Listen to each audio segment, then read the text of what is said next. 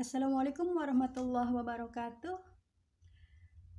Bismillahirrahmanirrahim. Alhamdulillahirrabbilalamin. Hamdan yuafi ni'amahu wa yukafi majidah. Asyhadu an la ilaha illallah wahdahu la syarikalah wa asyhadu anna Muhammadan abduhu wa rasuluh wa la nabiyya ba'dah. Allahumma sholli ala sayyidina Muhammad wa ala ali sayyidina Muhammad wa sallim wa barik alaihi. Amma ba'du. Dengan channel Tukang Kebun dan Kucing yang setia di sini, alhamdulillah kita bisa berjumpa kembali, dan kali ini saya ingin melanjutkan bahasan utama kita mengenai budak angon atau Satrio Piningit. Setelah sekian lama, kali ini saya akan mengetengahkan sebuah bahasan dengan judul 2025 dan Sura Segera Tiba. Apa kabar budak angon atau Satrio Piningit? Sahabat sekalian, bisa jadi di antara kita semua belakangan ini sudah mulai menunggu-nunggu kedatangan budak angon atau Satrio Piningit dan semakin penasaran kapankah beliau datang, jadi atau tidakkah beliau datang, dan mungkin pertanyaan-pertanyaan lainnya yang berkecamuk di dalam benak kita mengenai sosok budak angon atau Satrio Piningit. Sejak saya mendirikan channel ini dan membahas mengenai sosok budak angon atau Satrio Piningit, sejak saat itu sudah banyak perkiraan, berita, diskusi atau musyawarah secara tidak langsung dengan sahabat sekalian, terutama melalui komentar-komentar yang ada di video-video saya mengenai konten budak angon atau Satrio Piningit, dan tidak jarang yang mengatakan bahwa sosok budak angon atau Satrio Piningit akan muncul di tahun 2025 ini.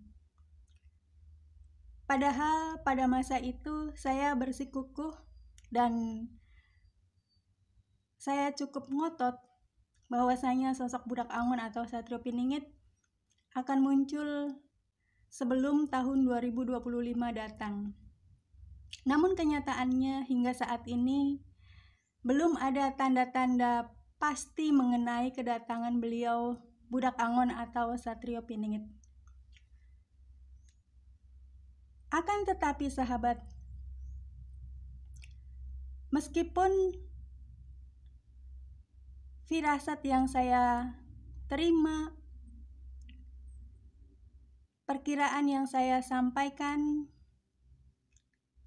khususnya mengenai kapan munculnya sosok budak angon atau Satrio Piningit ini, banyak yang tidak terbukti karena masalah waktu kapan tepatnya sosok budak angon atau Satrio Piningit ini muncul hanya ada di tangan Allah yang Maha Tahu. Sedangkan yang lain-lainnya, makhluk-makhluk Allah hanya diberitahu tanda-tandanya saja, tidak diberitahu kapan waktu pastinya. Dilihat dari tanda-tandanya hingga saat ini,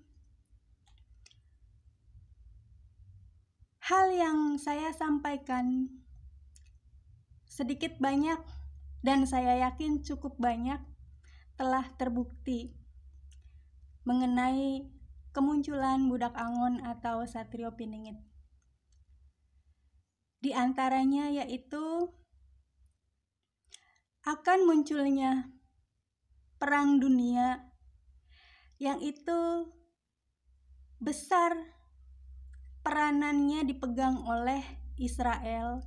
Dan saat ini apa yang sedang terjadi, sahabat yang mungkin selalu memantau berita dari luar maupun dari dalam negeri Indonesia mengenai bencana-bencana alam maupun bencana-bencana kemanusiaan, pastinya sudah tahu bahwasanya dunia saat ini tidak sedang baik-baik saja.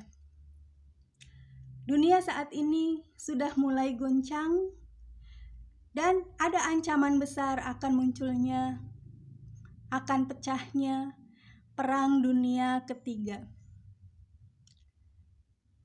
Dan perang itu merupakan salah satu kunci pokok yang menjadi pertanda akan kemunculan budak Angon atau Satrio Piningit.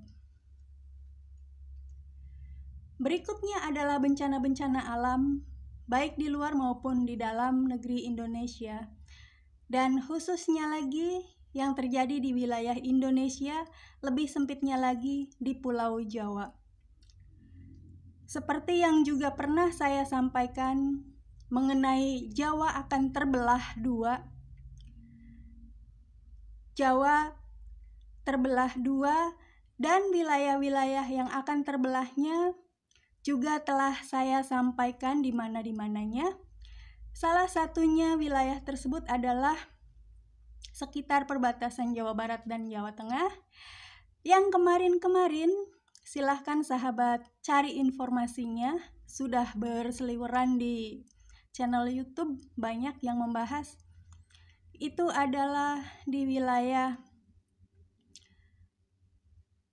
antara wilayah Tegal dan Brebes, dan itu merupakan salah satu garis yang akan menjadi garis pemisah antara Pulau Jawa satu dengan yang lainnya, bahwa Pulau Jawa akan terbelah dua kali. Dan yang pertama itu di wilayah yang saya sebut tadi, dan kali yang kedua tanda-tandanya juga sudah muncul, namun tidak sedrastis dan tidak sedramatis dari tanda yang pertama tadi. Bisa jadi tanda yang besarnya akan menyusul kemudian setelah tanda-tanda lain muncul, bahwa terbelahnya Pulau Jawa dua kali banyaknya. Yang terakhir itu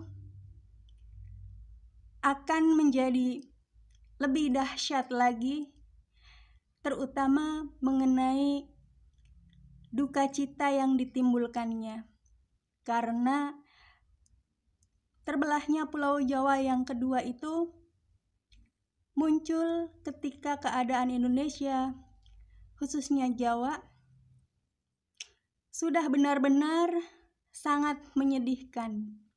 Dan sahabat, di video kali ini khusus saya sampaikan bahwasanya saat ini negeri kita juga sudah mulai terjadi bencana-bencana kemanusiaan, wabil khusus lagi kemanusiaan dalam bidang politik dan pemerintahan. Di sini saya sampaikan salah satu kunci tentang kemunculan budak Angon atau Satrio Piningit adalah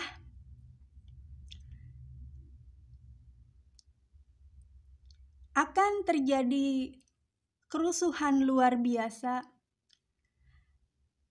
kerusuhan bencana kemanusiaan yang itu menimbulkan korban jiwa dari sisi masyarakat umum dan juga dari sisi pejabat pemerintahan.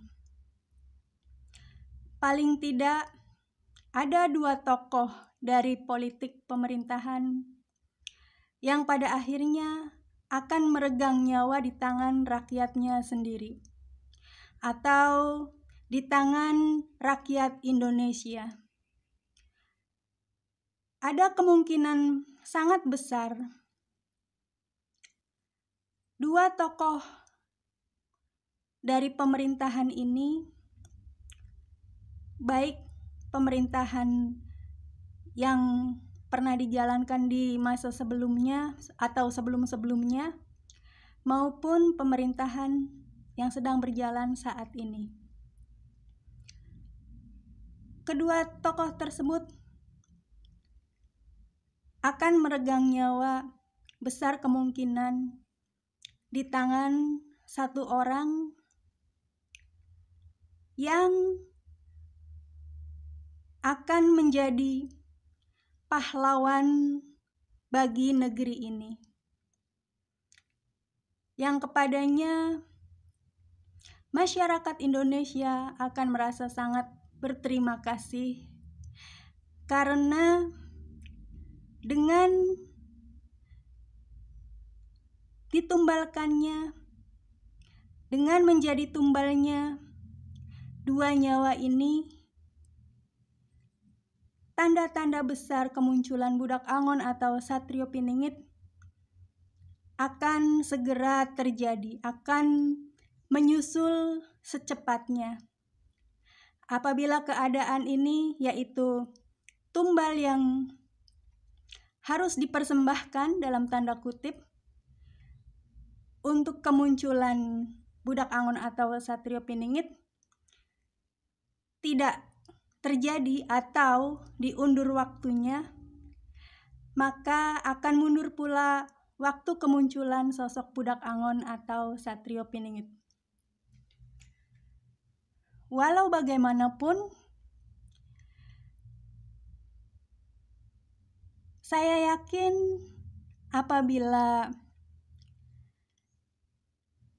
salah satu atau salah dua atau salah banyak dari pemirsa konten channel Tukang Kebon dan Kucing yang Setia, khususnya untuk video ini, ada yang memahami tentang gejala dan gejolak alam, lalu berpihak kepada salah satu pihak, entah pihak yang salah ataupun pihak yang benar dalam hal tumbal,